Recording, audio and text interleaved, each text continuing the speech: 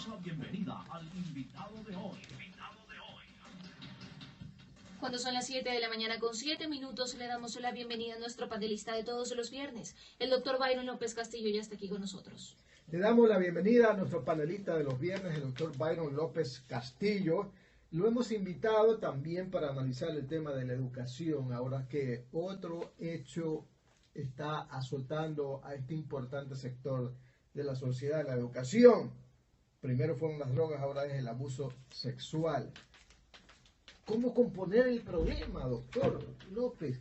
¿Qué hacer ante estas evidencias que están apareciendo últimamente en los medios de comunicación y en los planteles? El abuso sexual. Ya no son las drogas, el consumo de drogas temprano. Ahora es el abuso sexual. Si no hacemos nada, seguirán apareciendo nuevos problemas en la educación. ¿Qué hacer, doctor? Usted que ha sido maestro primario, secundario, universitario, además pues columnista de Diario Expreso y destacado jurisconsulto de aquí del país. Muchas gracias. Buenos días, señoras y señores. Entiendo yo que hay una verdadera conmoción en el país a consecuencia de los hechos tan execrables, abominables, espeluznantes que están sucediendo en nuestra sociedad. Usted nota una gran verdad. Un país que va caminando hacia el despeñadero no puede ser mirado con indiferencia por nosotros. Es la propia sociedad la que tiene la obligación de hacer lo indecible por recuperar lo que fuimos hasta anteayer. El problema que vive la sociedad en este momento es algo horripilante. Se está atentando contra lo más sagrado que tiene un país, como es la niñez y la juventud. Se han venido tomando una serie de medidas totalmente contradictorias a la realidad nuestra. Haber permitido, por ejemplo, el consumo mínimo de droga para que haya un microtráfico. No penalizado, el consumo y para no penalizado. Que eso vaya aumentándose y se convierta en un verdadero macrotráfico. ¿Cómo presenciamos nosotros con indiferencia o con miedo? No sé cuál de los dos calificativos poner. Cuando la policía ingresaba a las escuelas a ver las mochilas de los niños para ver si en esa mochila había droga. Eso era impensable hace 50 años. Era una cuestión de ciencia ficción, que los niños sean buscados en sus escuelas por la policía para ver si sus mochilas llevaban droga. Ahí encontraban era lápices, cuadernos y libros y nada más. Así es. Nos llevábamos lápices, cuadernos de apuntes y libros de lectura. Eso era. Que el tiempo pasado fue mejor o peor no interesa analizar ahora. Pero hablamos de una época en que la educación era verdadera educación. Ahora, ¿qué sucede?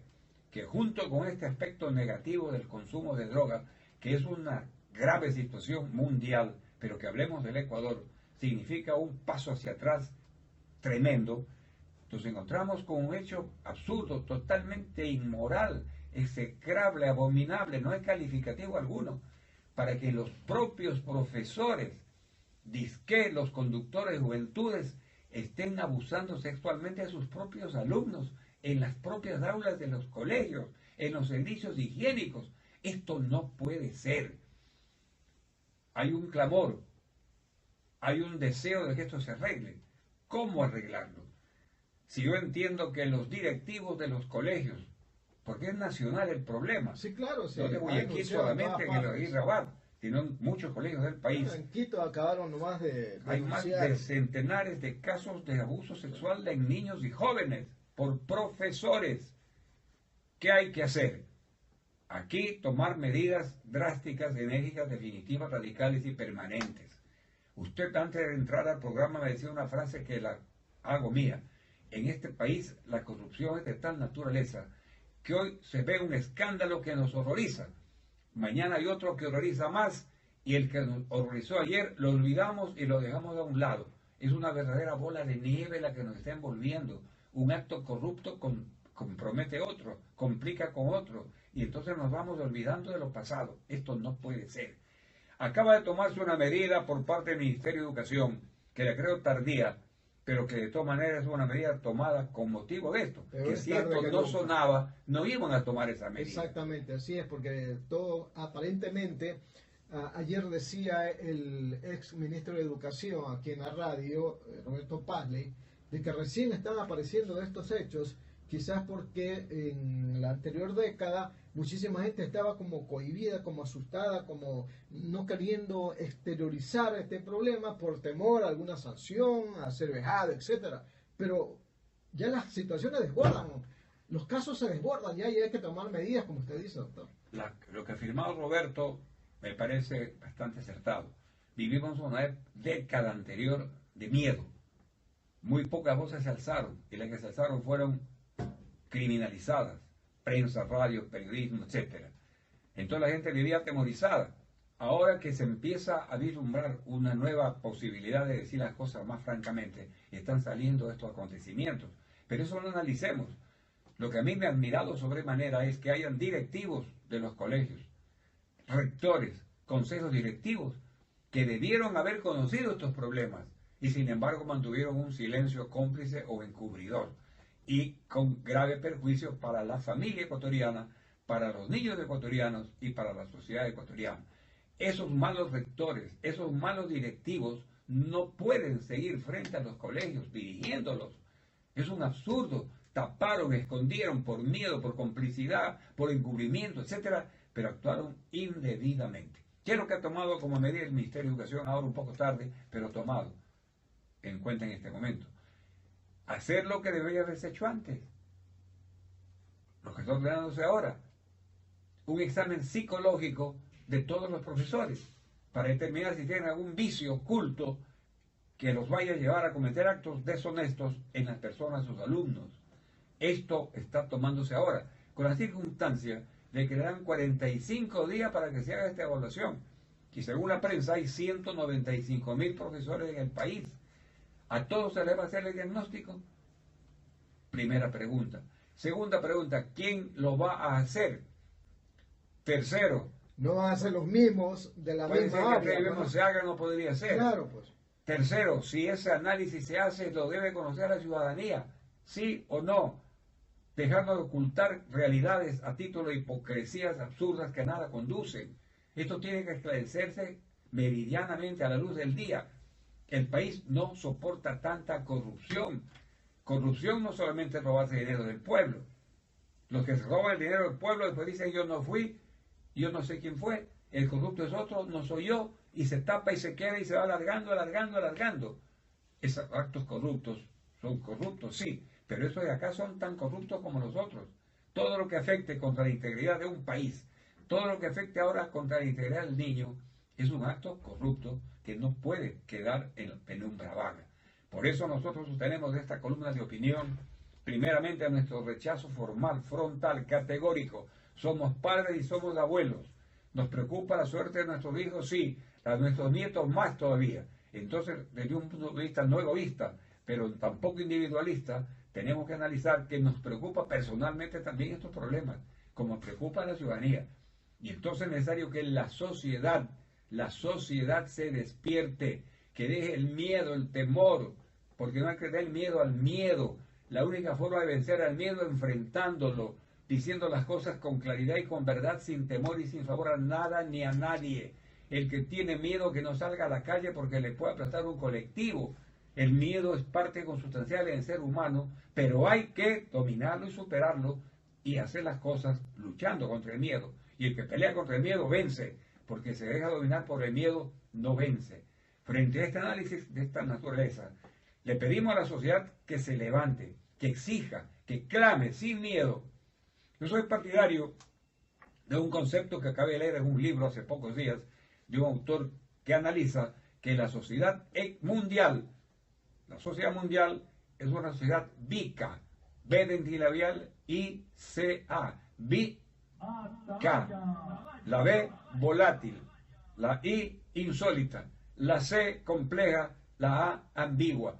Una sociedad bica, ambigua, compleja, volátil, insólita. Permítame darle paso a un oyente, una llamada telefónica a un oyente. Al oyente, buenos días, su nombre y cuál es la pregunta para el doctor Byron López. Sí, muy buenos días. Manuel Navarrete saluda. Dígame, don Manuel. Sí, estaba escuchando sobre la inmoralidad en todos los aspectos de la República, especialmente con la situación de los niños. Pero ¿cómo no se van a presentar estos casos? Pues si es una degeneración, ahora con tantos derechos, tanta permisibilidad que pueden adoptar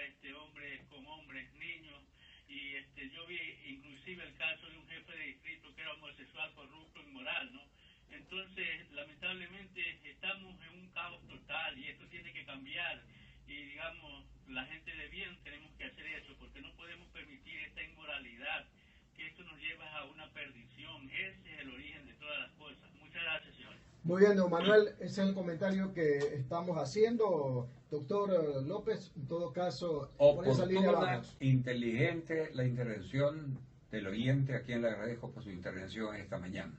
Estoy profunda y totalmente de acuerdo con usted, señor.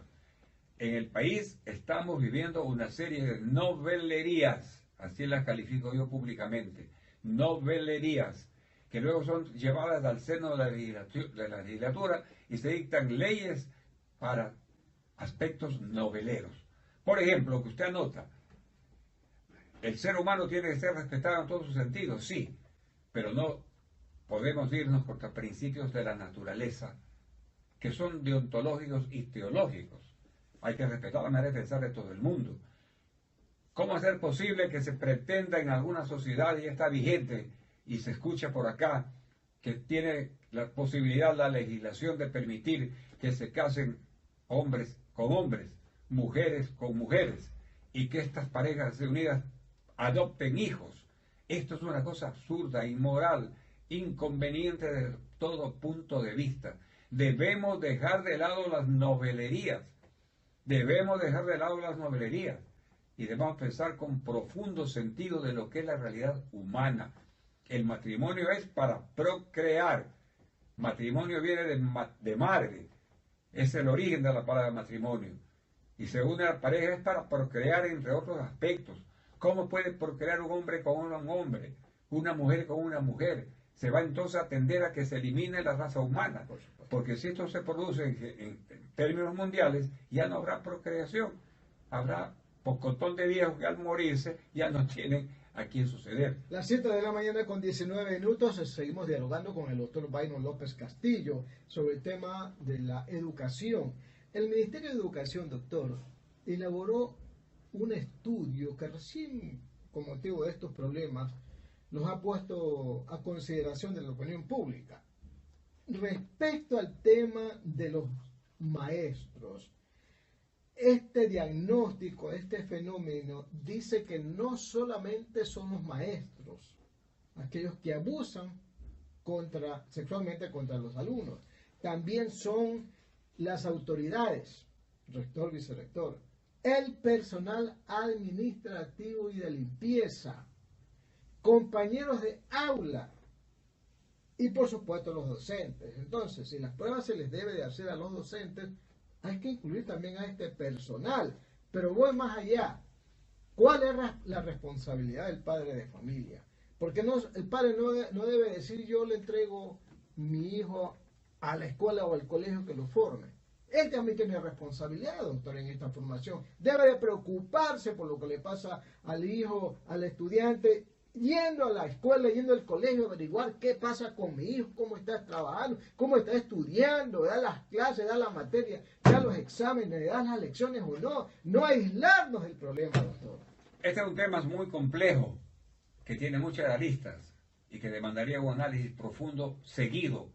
Y esto es lo que podemos hacer aquí en nuestro programa semanal y pedirle a la opinión nacional a través de prensa, radio y televisión que enfrenten este problema en la verdadera crudeza y realidad.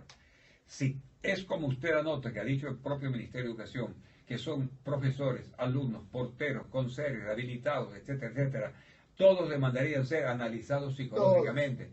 Todos, inclusive las altas autoridades, si llegamos al extremo de las cosas.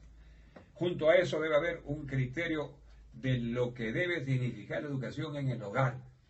Yo siempre he dicho que el niño se educa desde la cuna y se instruye en la escuela.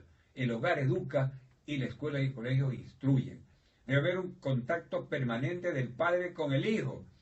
Y ahora que ha pasado este problema tan grave que está viviendo la sociedad ecuatoriana con esto del abuso de la juventud, los padres tienen que acercarse más al colegio, tienen que acercarse más a los docentes para exigir que haya lo que había antes. No sé si hay ahora lo que se llamaba los comités de padres de familia. Exactamente, que ¿no? eran producto de la votación de los padres de cada curso, que votaban por un directorio que se reunía quincenalmente o semanalmente para considerar los problemas de cada estudiante frente al profesorado. Y el profesor tenía la obligación de comunicarle al padre la situación de su hijo y el padre acercarse al colegio para preguntar qué le pasaba al hijo. Eso es lo que entonces formaba lo que se llamaba hogar y escuela. Hubo un libro de lectura que lo estudié en mi infancia, que se llamaba Hogar y Escuela, porque este conjunto es vital, esta simbiosis del hogar con la escuela. El maestro en contacto con el padre de familia y el padre de familia con el profesor, y a través de los dos el hijo que se está educando en una escuela o colegio. Esto tiene que volverse a hacer. No se crea que porque el pasado es pasado, no señor. Del pasado hay que coger las experiencias buenas. Y esta es una experiencia extraordinariamente buena. El que habla fue presidente muchas veces de directorios de padres de familia cuando mis hijos estudiaban en sus colegios. Y cuando yo era estudiante de primaria también, mi papá fue miembro de un directorio de ese curso. Entonces había un contacto directo, un acercamiento. El padre sabía qué le pasaba a su hijo. Exacto. Y el hijo tenía la confianza de conversar con el padre qué le pasaba en la escuela.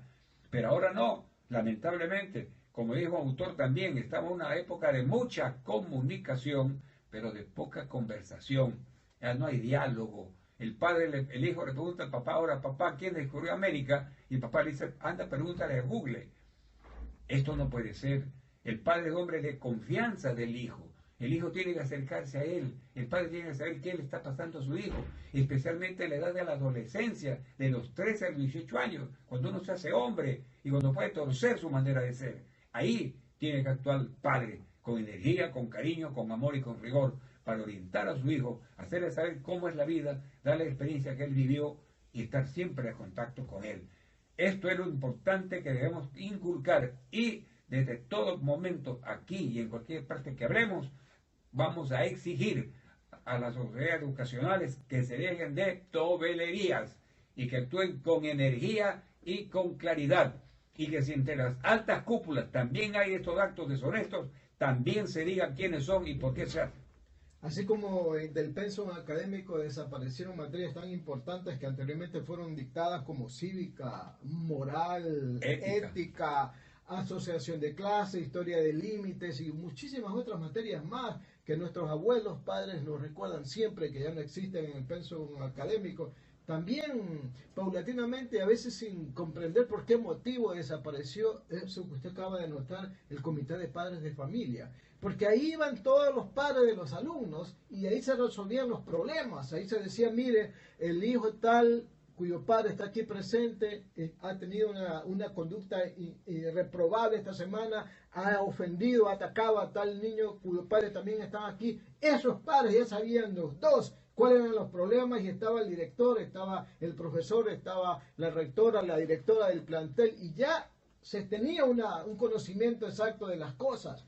Ahora ya no ocurre nada de eso, ahora nos enteramos de lo que está ocurriendo en los planteles en la prensa. Así es. Increíble. Es lamentable. Hay que volver a insistir en la necesidad de funcionar el comité de padres de familia. Tenemos que recoger las cosas buenas del pasado. Eso aquello de el pasado es pasado y no acordarse de él. Es una equivocación tremenda. El pasado es experiencia. La experiencia sirve para poner en práctica en el presente y para lograr un mejor futuro. Más o menos así se puede resumir este concepto.